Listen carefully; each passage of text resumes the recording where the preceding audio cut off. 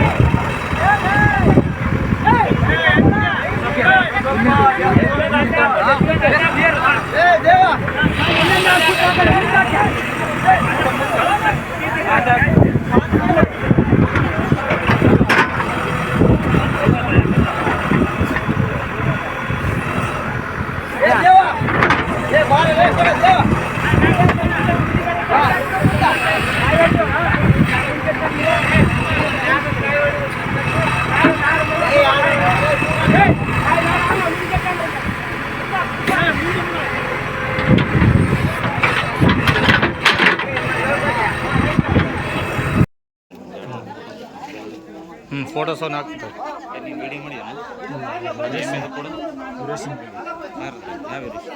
ಸ್ವಲ್ಪ ಭಾಳ ಯಾವ 1 ನಿಮಿಷ 2 ನಿಮಿಷ ಎಷ್ಟಿತ್ತು ವಿಡಿಯೋ ನನಗೆ ಯಾಕಂತ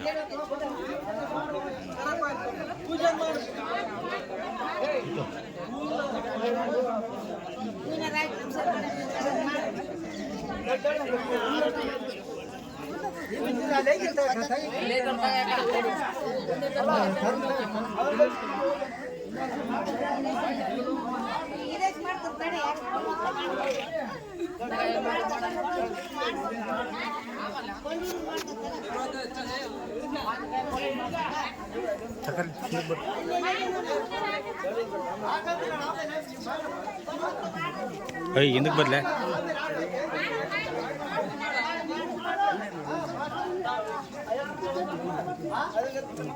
ಭಾರತಗ ಮಾಡ